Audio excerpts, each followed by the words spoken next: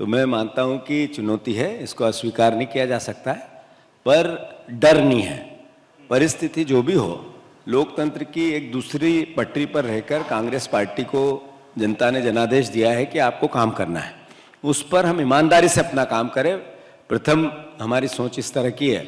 रही बात कमलनाथ जी की, अब सीनियर मोस्ट नेताओं की, सब एकजुट है, वो भी अपनी सभाएं ले रहे हैं। चूँकि प्रथम चरण में उनके चुनाव था तो नेचुरल है, स्वाभाविक है, वो लड़ना भी जरूरी था, पर अभी उनकी 2-3 दिन से सब दूर सभाएं हो रही है और पूरी पार्टी के नेता एकजुट, एक साथ, एक मत होकर हम सब अपने चुनाव प्रचार में लगे हैं। और जब परिणाम आएंगे तो चुनौती है, उसको अस्वीकार नहीं किया जा सकता। धन बल की है, सत्ता बल की है, सत्ता के अहंकार की है, सत्ता की पराकाष्ठा की है, पर उसके बावजूद भी जनता और भारत की लोकतांत्रिक परंपरा वो हमारे साथ है। आश्चर्यजनक परिणाम मध्य प्रदेश देगा। लेकिन अपने गढ़ से कमलनाथ जैसे बड़े नेता निकल नहीं पा रहे हैं, फंसा हुआ है क्या छिंदवाड़ा? चुनाव हो गया, छिंदवाड़ा 1,50,000 से ज्यादा जीतेंगे। जो हठधर्मिता देश की गृह मंत्री से लेके, प्रधानमंत्री से लेके सरकार ने की, छिंदवाड़ा को लेके प्रदेश की पूरी सरकार, जो मुझसे पहले हमारे आदरणीय मोहन यादव जी आए थे, ये भोपाल नहीं रुकते थे, ये एक दिन छोड़ के छिंदवाड़ा रुकते थे। तो ये मैसेज क्या था? ये मैसेज था तानाशाही लोकतांत्रिक व्यवस्था को चुनौती देने का। तो मैं मानता हूं कि जनता देख रही थी, समझ रही थी, ये जितना गए उतना परिणाम सिंपैथी पब्लिक की नकुलनाथ जी और कांग्रेस के साथ हुई। परिणाम आएंगे तो अच्छा होगा। और ये मैं और एक प्रश्न आपने किया नहीं, उससे पहले बता दूं कि पहले प्रथम चरण में 6 सीट जीते हैं, एक सांसद उकार मरकामिया बैठे हैं, ये सांसद रहेंगे। ऐसे हम 3 सीट जीतेंगे पहले चरण की। ये बीजेपी का जो फिनोमा है, टीवी, मीडिया, अखबार, इससे विपरीत जनता सोचती है। नहीं, लेकिन 29 में से 29 कमल खिलाने की तैयारी है भारतीय जनता पार्टी की। आप लोगों की तरफ से कोई नंबर क्यों नहीं सामने रखा जा रहा है? ये एक जीतू जी बड़ा सवाल है। कितनी सीटें जीतेंगे? आपने 29 में से 29 का वादा किया क्या, दावा किया क्या? नहीं, मैंने कभी नहीं कहा कि 29 से 29 जीतेंगे। रावण जैसी भाषा है, ये मत के अधिकार को चुनौती देती है, लोकतंत्र के अधिकार को चुनौती देती है, वोट देने वाले का अपमान करती है बात की इतने में से इतनी चाहिए। ये कहती है कि हम जो कहेंगे वही करना पड़ेगा। ये रावण की भाषा है, कांग्रेस नहीं बोल सकती है। रावण की भाषा। मैं अनुरोध ये कर रहा हूं कि हमारा 50% पे हिस्सा है, हम 50, बीजेपी से ज्यादा सीट कांग्रेस मध्य प्रदेश में लाई। नंबर क्या है आपका? बीजेपी से ज्यादा। 29 में से 29 का दावा तो वो तब कर रहे हैं ना जब 29 में से 28 जीत चुके हैं पिछली बार। नहीं, वो इसको भी स्वीकार करना पड़ेगा। हम ये कह दें, लोकतंत्र में जो जीता वो सिकंदर। अगर उनने परिणाम ऐसा दिया है और मैं उसका तिरस्कार करता हूं तो जनता का तिरस्कार करता हूं, मैं उसको डिनाई नहीं करता। पर अब क्यों 29 में से 29? इसलिए कि उन्होंने अभी 5 गारंटियां दी थी। मोदी जी ने कहा था हम धान का दाम देंगे, लोगों ने वोट दे दिया। उन्होंने कहा गेहूं का दाम देंगे, वोट दे दिया। उन्होंने कहा 3,000 बहनों को देंगे, बहनें 10% ज्यादा बीजेपी की तरफ चली गई। 4 महीने बाद तक आज तक एक शब्द भी नहीं बोला उस पर। ये सीएम साहब आए थे, ये पर्ची के मुख्यमंत्री हैं, न ये जनता के थे न विधायकों के थे। प्रधानमंत्री ने पर्ची भेजी और यहां पड़ी गई कि मोहन यादव निकलेंगे उसमें से। इन्होंने एक शब्द भी विधानसभा में हमने पूछा कि आप सीएम बने हो, प्रदेश के सीएम हो, हमारे सीएम हो, हमारे सारे विधायक दल ने उनसे अनुरोध किया कि अब ये वचन पत्र जो आपने दिया था इस पे काम चालू करो। तो उन्होंने कहा ये रामायण और गीता जैसे शब्दों जैसा वचन पत्र है, एक एक करूंगा। अभी यहां बैठ के गए, अभी तक कुछ नहीं किया है, एक शब्द भी नहीं बोले। तो जनता क्यों वोट दे? किसान क्यों दे? बहनें क्यों दे? मतलब सवाल है 29 की 29 कैसे आएगी? आदिवासी क्यों दे? केवल बात एक, भावना एक, जब भाषण देना चालू होंगे तो धार्मिक बातें, मोदी जी की बातें, मोदी जी को भगवान बताना। तो ये डंके की चोट पर ये कह रहे हैं कि हर सीट पर मोदी जी चुनाव लड़ रहे हैं। 29 में से 29 सीटों का दावा उनका है, आपका दावा क्या है? आप यही बता दीजिए कम से कम इस बार मध्य प्रदेश में मोहब्बत की कितनी दुकानें खुलेंगी? समीर, मैं आपसे अनुरोध ये कर रहा हूं, आप मुझे रावण जैसी भाषा बोलने पे मजबूर क्यों कर रहे हैं? क्यों कर रहे हैं आप मुझे? मैं रावण को अपना आदर्श नहीं मानता, मैं राम को मानता हूं। अहंकार रहित भाषा बोलता हूं। हम बीजेपी से अच्छा करेंगे, ये मैं आपको तीसरी बार बता रहा हूं इतनी देर में।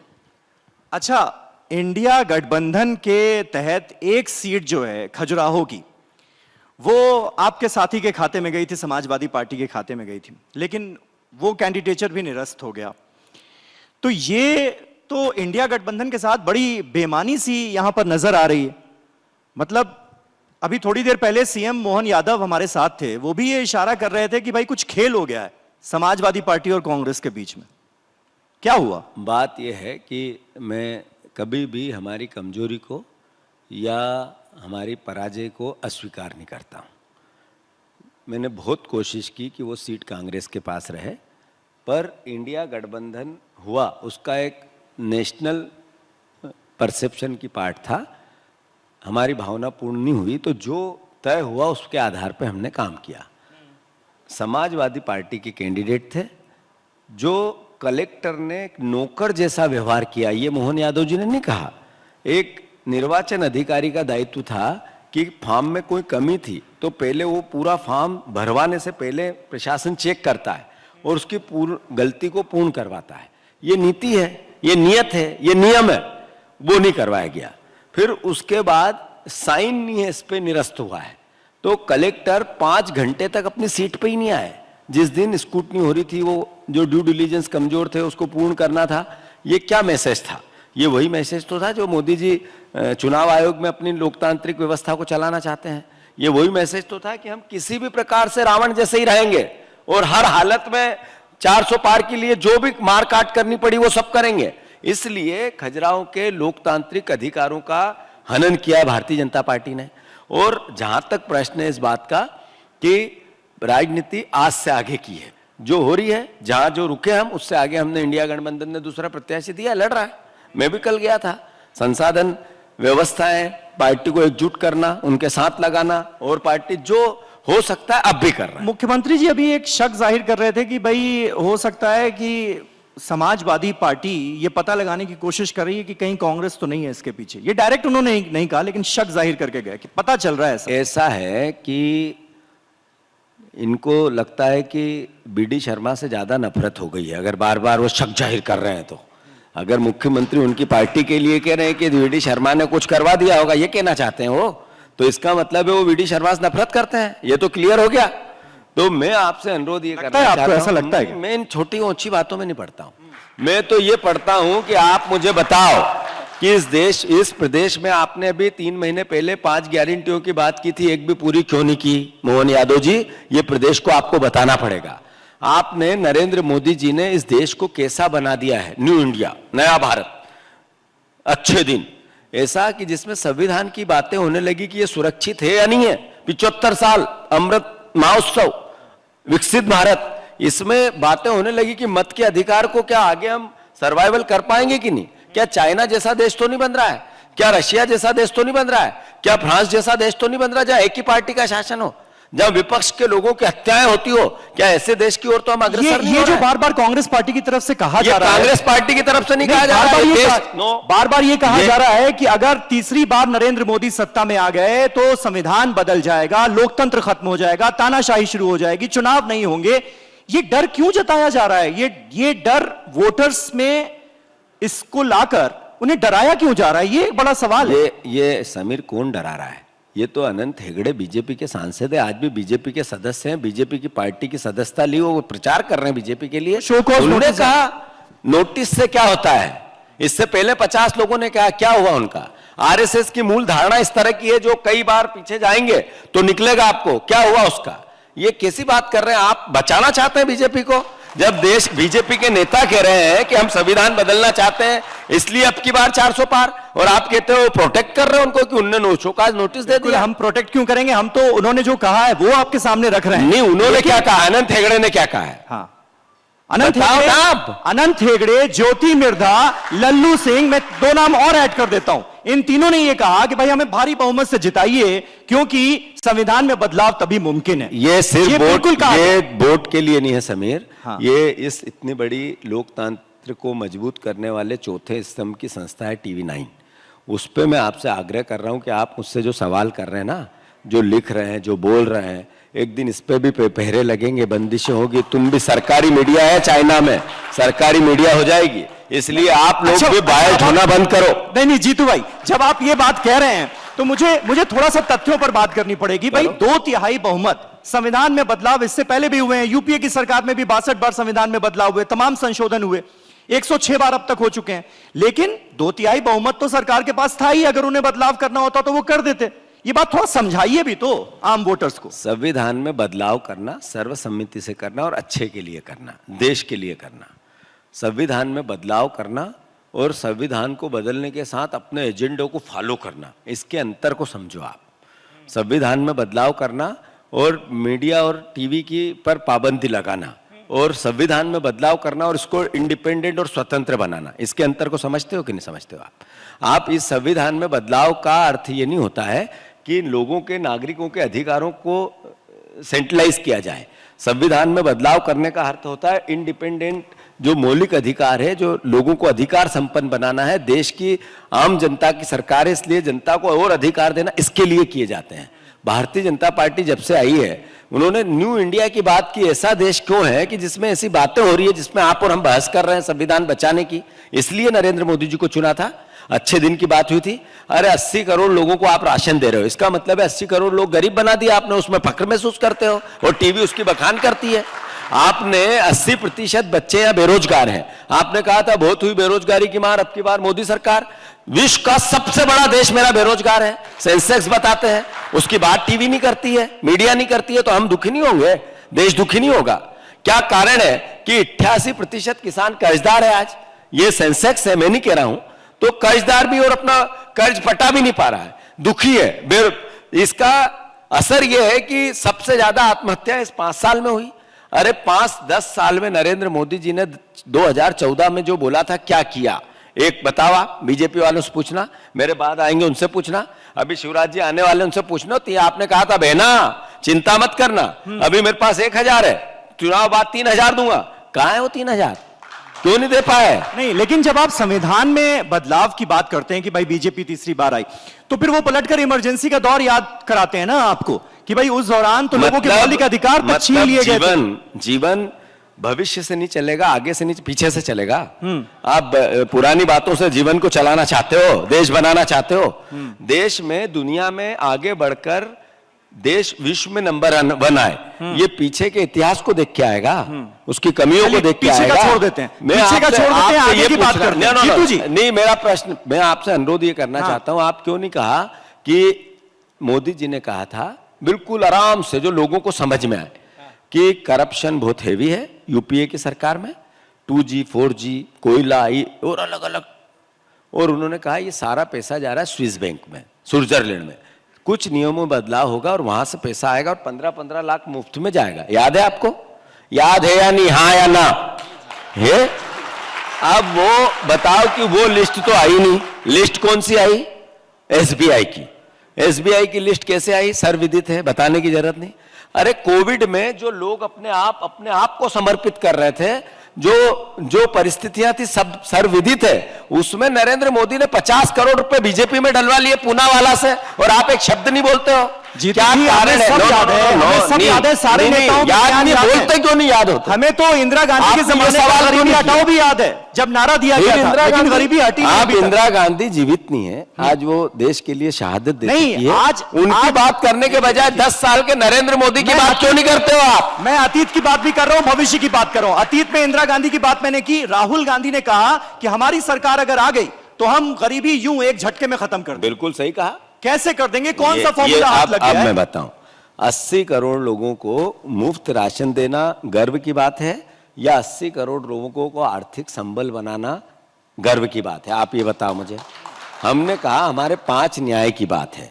हमने युवाओं को, जो पढ़ा लिखा युवा, उसको स्किल के लिए 8,500 रुपया पर मंथ देंगे, 1 लाख रुपया 1 साल में। ये क्या मैसेज है?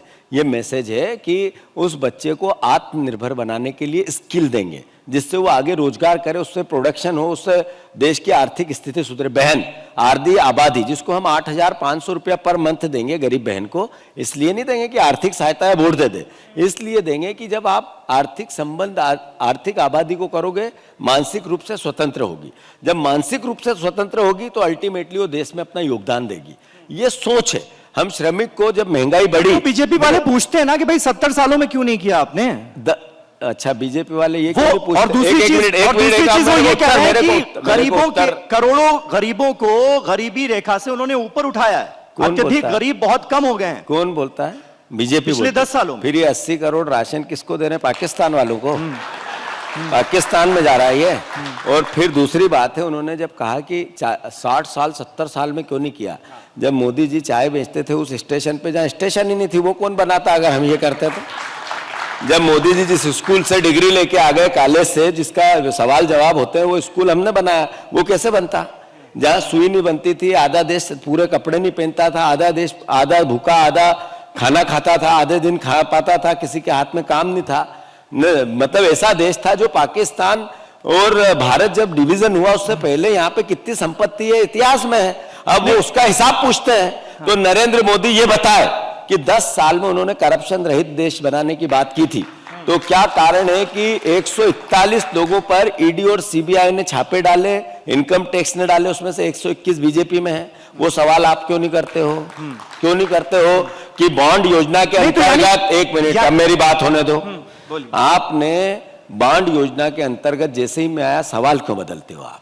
बॉन्ड एक देश में करप्शन का जीता जागता उदाहरण बना, जिसमें एक कंपनी जिसकी कुल इनकम 181 करोड़ है, उसने 1100 करोड़ बीजेपी के उसमें दिए। ये सवाल टीवी पे क्यों नहीं आता है? टीवी 9 पे ये सवाल टीवी 9 बिल्कुल आता है, बिल्कुल आता है। इस पर हमने कई डिबेट्स एक मिनट, ये क्यों नहीं आता है समीर कि बीजेपी ने कहा कि फेक कंपनियां हैं। बीजेपी ने कहा, नरेंद्र मोदी ने मुंह भर भर के कहा 400 करोड़ रुपए से ज्यादा तो उनके ऑफिस के सामने लोग बॉन्ड फेंक गए, वो हिसाब नहीं है देश के उनके जीतू भाई, उन शेल कंपनियों ने डीएमके और टीएमसी जैसी पार्टियों को भी चंदा दिया है, जिनके साथ आप गलबैया करके घूम रहे हैं इंडिया गठबंधन में, वो आपके साथी हैं। तो फिर ये सवाल भी होता है ना। तो करप्शन के लिए ये बताएंगे नरेंद्र मोदी कि उनके साथ घूम रहे हैं तो मेरे साथ भी घूमो, ये देश से चाहते हैं वो कि करप्ट लोग ये हैं, इसलिए हमने गले लगाए कि उनने भी लगाया था।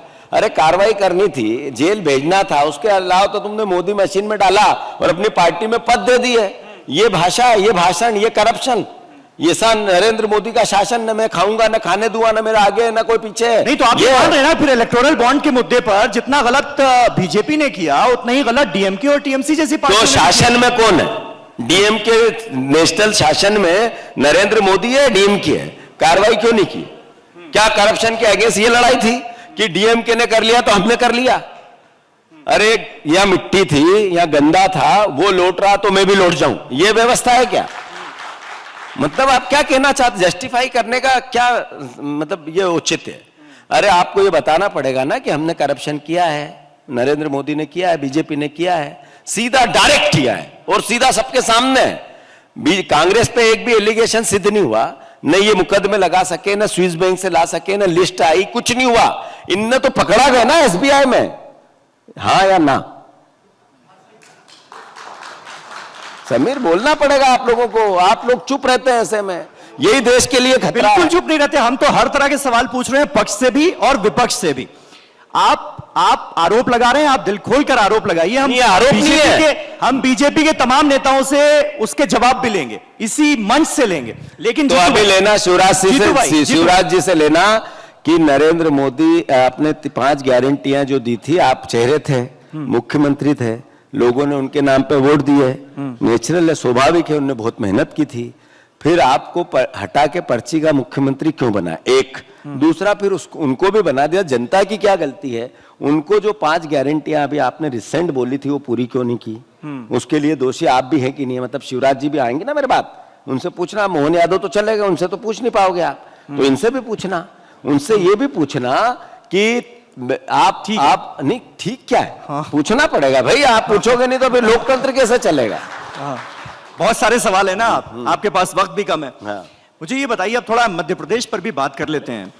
नरोत्तम मिश्रा का बयान बड़ा सुर्खियों में रहा। वो कह रहे हैं कि 2.5 लाख कांग्रेस पार्टी के नेता और कार्यकर्ता अब तक भारतीय जनता पार्टी ज्वाइन कर चुके हैं। ऐसा क्यों हो क्यों रहा है? मध्य प्रदेश में ये कांग्रेस में भगदड़ क्यों मची है भाई? मैं इस पे बार बार बात कर चुका हूं, आखिरी बार आपके यहां कर रहा हूं। हाँ। कि क्यों विधानसभा के चुनाव थे तो 70 बीजेपी के विधायक लेवल के नेता हमारे यहाँ आते थे, हम 20,000 रुपए के हार लाते थे, उनको पहनाते थे, और वो हमारी पार्टी ज्वाइन करते थे। हमने बाहर एक मंच लगा दिया था। परिणाम आने जाने वालों से फर्क नहीं पड़ा, हम हार गए, वो जीत गए। एक विधानसभा 4 महीने पहले की बात है। दूसरा, ये जो लोग गए, ये क्यों गए, क्या गए, इसके कारण कई हो सकते हैं, पर नरोत्तम मिश्रा जी को बुलाया आपने, यहाँ आ जाएंगे, उनसे अभी खबर करवा दो कि उन्होंने कहा 2.5 लाख, वो 2,500 लोगों की लिस्ट लेके आ जाए और ये बता दे कि ये 2,500 लोगों के नाम आंकड़ा क्या है? सुन तो लो, मैं बता आंकड़ा क्या? 365 मैंने 336 मैंने गिन के बताए थे एक दिन उनको, जिसमें जो जो लोग गए थे उसके कारण भी बताए। किसी का रेते का काम है, किसी का शराब का काम है, किसी का परिवहन का काम है, किसी का क्रेशर की चोरी है, किसी पे मुकदमे है, किसी पे लोकायुक्त की जांच है, किसी पे अलग अलग तरह के कारण थे। मैंने पूरी मीडिया को दे दिया। और ऐसे लोग जो डरे हुए हैं सरकार से, वो इधर दूसरी पटरी पे विपक्ष में काम कर भी नहीं सकते हैं। मैं पहले भी कह चुका हूं, अहंकार नहीं है। एक भी कार्यकर्ता जाता है दुख होता है, एक भी परिवार का साथी जाता है रोकने की कोशिश भी करता हूं, पर ऐसे डरे हुए लोग उधर ही मुबारक हो, क्योंकि लड़ने के लिए मेरे जैसे लोग चाहिए आप, तो वो नहीं है। ठीक है, बहुत अच्छी बात है। लेकिन मध्य प्रदेश में ऑपरेशन कमल भी खूब सुर्खियों में रहा बीते दिनों।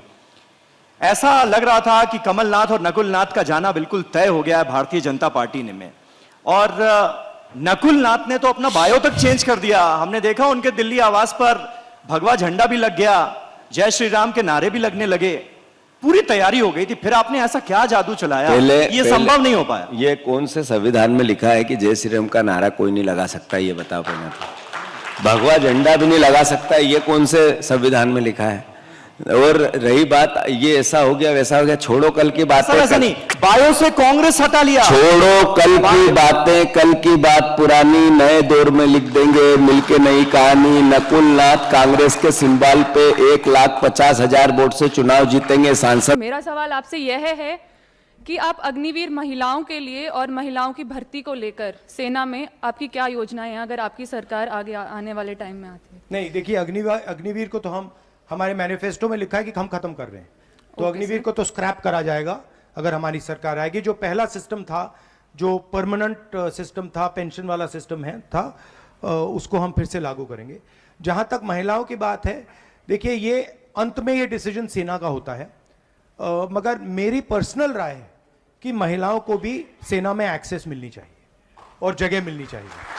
बट अंत में ये डिसीजन, ये सेना का डिसीजन है, और ये सेना को डिसाइड करना चाहिए कि कहां, किस प्रकार से और कितनी महिलाओं को वो यूज कर सकते हैं।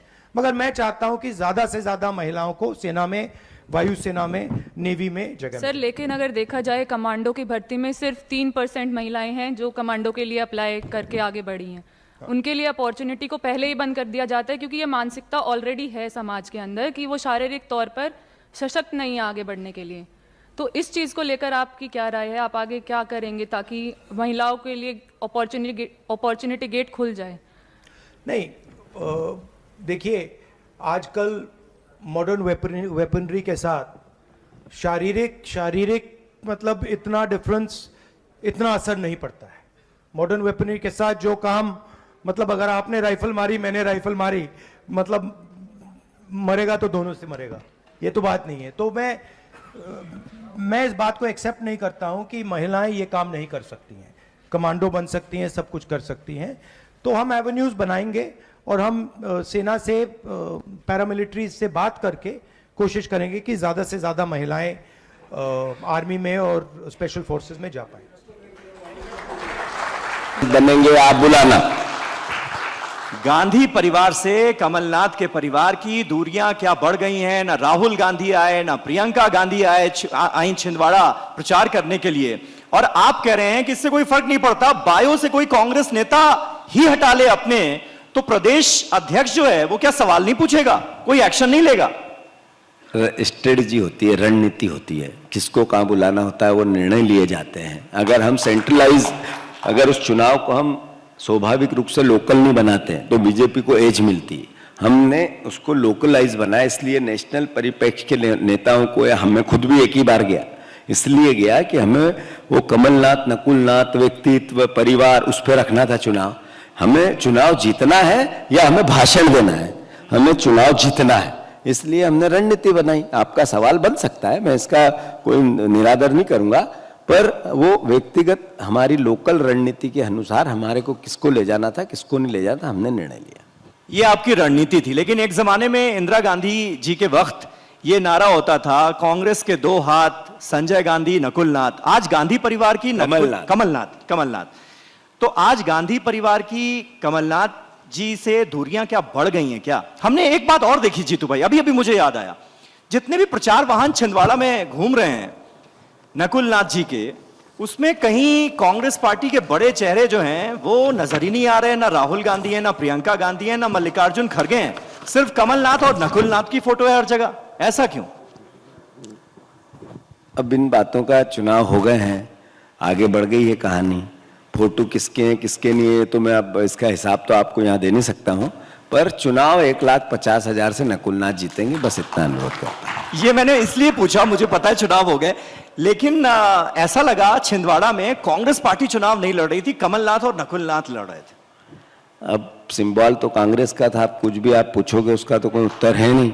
पंजे कोई वोट दिए हैं लोगों ने, और मैं फॉर्म भरवाने गया था, CLP लीडर फॉर्म भरवाने गए थे, हमारी रोज चर्चाएं चलती थी, रणनीति बनती थी, लोग आते थे जाते थे, हमने 2 लोगों को भेजा उधर, फिर वापस चुनाव के दिन वापस लाए पार्टी में, ये सब देखा। इस पे तो आप सवाल, हमारे मेयर को भेजा फिर लाए, हमने अपनी रणनीति के हिसाब से काम किया। अब आप रैलियां की छिंदवाड़ा में, कितनी रैलियां, कितनी सभाएं हुई?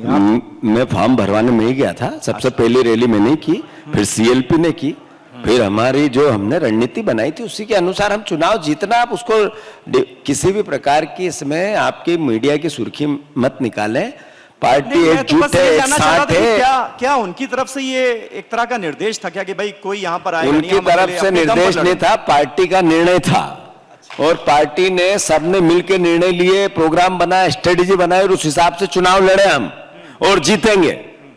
अच्छा, प्रधानमंत्री नरेंद्र मोदी ने राजस्थान के बांसवाड़ा में कहा कि कांग्रेस की अर्बन नक्सल सोच की नजर मेरी माताओं बहनों के मंगलसूत्र पर है। कांग्रेस उनके आभूषण और निजी संपत्ति घुसपैठियों को बांटना चाहती है, उनको बांट देगी अगर सत्ता में आई तो, जिनके ज्यादा बच्चे हैं। इसके बारे में आप क्या कहेंगे? 10 साल मुद्दे क्या थे? सबका साथ सबका विकास। 10 साल मुद्दा क्या था? मोदी परिवार, 140 करोड़ लोग मोदी परिवार। मुद्दा क्या था? इस देश में 10 साल में बेरोजगारी समाप्त करना है। मुद्दा क्या था? इस देश से महंगाई रहित देश बनाना है, इस देश से काला धन लाना है, बेरोजगारी, काले धन के बाद करप्शन को समाप्त करना है। हुआ क्या? हुआ ये कि जो 400 रुपए का गैस सिलेंडर था वो 1000 का हो गया। ये मोदी जी कहते हैं ये तो 2 साल मेरे अभी ट्रेलर है, फिल्म अलग आएगी, तो ये ट्रेलर में 400 का 4000 के गैस सिलेंडर करेंगे। ये देश कौन सा बनाना था इनको? 100 रुपए डीजल कर दिया, पेट्रोल कर दिया, जो 60 रुपए का था, क्या उसको 1000 रुपया करना है? ये बात नहीं बता क्यों मोदी के भाषण में सवाल ये प्रधानमंत्री थे, सवाल कि भाई इस देश के संसाधनों पर माइनॉरिटीज खास करके मुसलमानों का पहला हक है। मैं आपके खिलाफ, ये आपके खिलाफ मैं कोर्ट में चला जाऊंगा।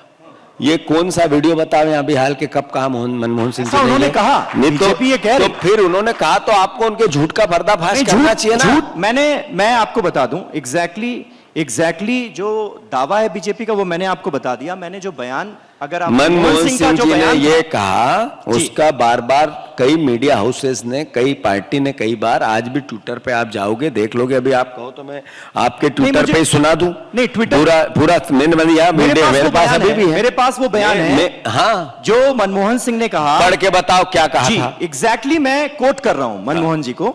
We will have to devise innovative plans to ensure that minorities, particularly the Muslim minority, are empowered to share equitably in the fruits of development. They must have the first claim on our resources. आप गलत हो, झूठ। Particularly आपने बोला, मैं सुना देता हूं। मेरे पास उनका बयान ही है, और लाया था मैं, मुझे पता था कि एजेंडा चल रहा है नरेंद्र मोदी देश में। बीजेपी ने ये बड़ा आरोप लगाया, मुझे लगता है आपके पास मंच है उसका जवाब देने का। एक सही है आपकी बात। अब मैं अनुरोध ये कर रहा था कि जब देश के प्रधानमंत्री इस तरह की भाषा बोलते हैं तो फिर हमारी सबकी ड्यूटी बनती है कि हमें बताना पड़ेगा। ये मैं सुनाता हूं, सुना हुआ आपका कैमरा लाओ, इस पे सुन, कहाँ है कैमरा?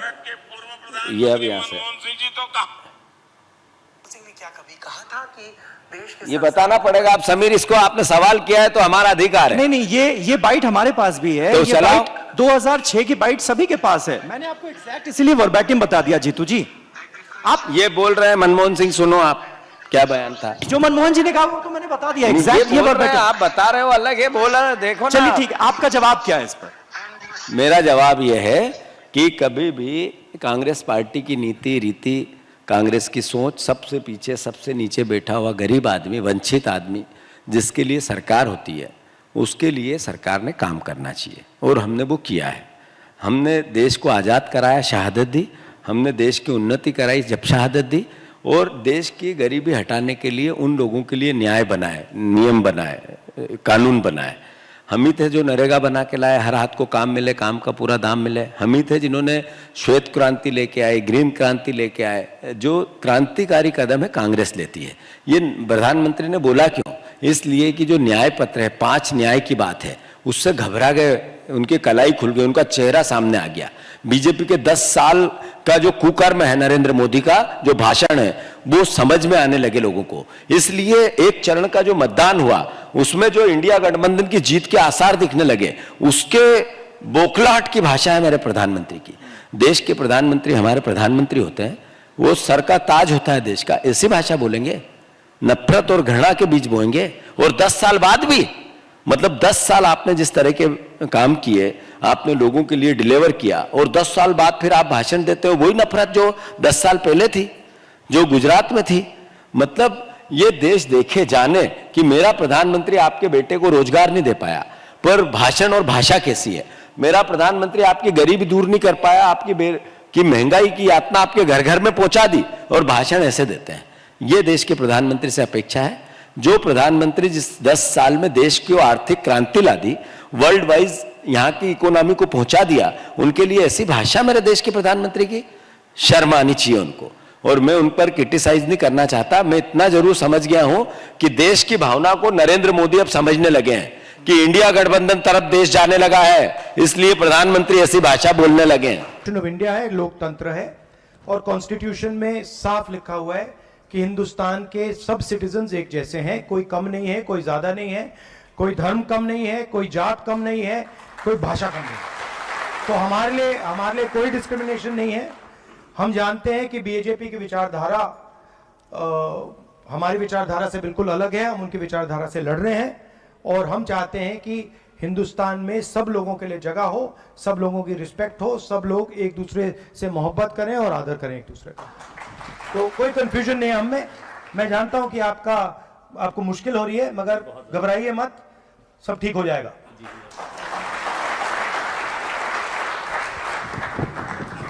नमस्कार, कहाँ गए हो?